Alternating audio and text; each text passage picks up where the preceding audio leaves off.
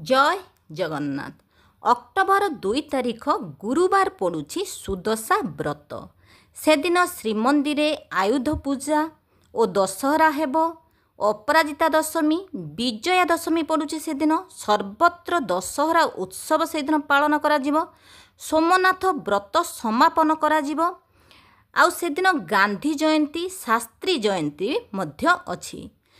बहुत भल दिन होइथिले मध्य से दिन किंतु नुआ व्रतधारी माने करि पारिबे नाही। पुराना व्रतधारी माने करि पारिबे। पांजी अनुसार पांजी रे लेखा होई नाही कि नुआ व्रतधारी माने करि पारिबे बोली। आमर निजर कुदशा को सुदशा रे परिणत करिबा पई सुदशा व्रत करिथांती। सेथिपाई भल मासरे पड़िथिले सुदशा व्रत प्रथम करी धरि थांती। सेथिपाई ସେହି ମାସକୁ ଅପେକ୍ଷା କରିବା ପାଇଁ ପଡ଼ିବ। ସୁଦଶା ବ୍ରତ ଯଦି ଆମେ କରି ନ ପାରୁଛନ୍ତି, ମା ଲକ୍ଷ୍ମୀ ସବୁବେଳେ ସେଇ ଘରେ ବାସ କରନ୍ତି। ଯଦି ନ କରି ବି ପାରୁଛନ୍ତି, ସେଦିନ ପ୍ରଭୁ ନାରାୟଣଙ୍କ ସହିତ ମା ଲକ୍ଷ୍ମୀଙ୍କୁ ପୂଜା କରନ୍ତୁ।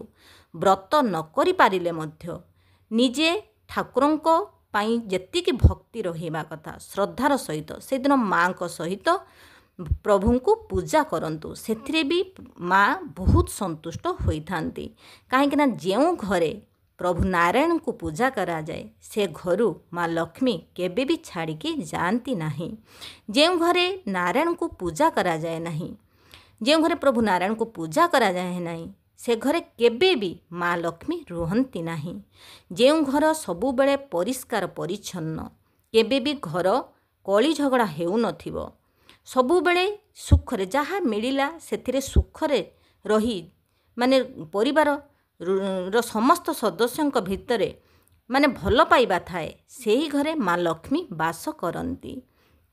जो घरे प्रत्येक दिन खाद्य पदार्थ नष्ट करा जाए, खाइबा को आनी ताकू खाई न पारी ताकू फिंगिले माँ लक्ष्मी से घरु छाड़ी पळे जाती।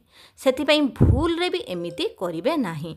कौनसी जीवजंतु को आमे जहाँ छाड़िले ताकू अईठा को दबा अपेक्षा ताकू अईठा नकरी जीवजंतु को देवा उचित। कहीं समस्त देहरे प्रभु रही थांती।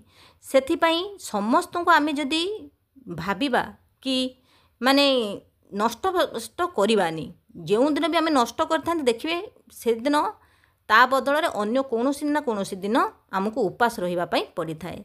सेथिपाई खाद्य पदार्थ केबे भी नष्ट करिवे नाही। आ सबुबले घर परिष्कार परिच्छन्न रखिले माँ लक्ष्मी से घरु केबे भी छाड़िकी जाती नाही। प्रथमे जदि गाई को खाइबा पई निजर सुविधा अनुसार जदि सेठी पाखरे गाई अछंती, ताहले गाई को जदि प्रथम खाद्य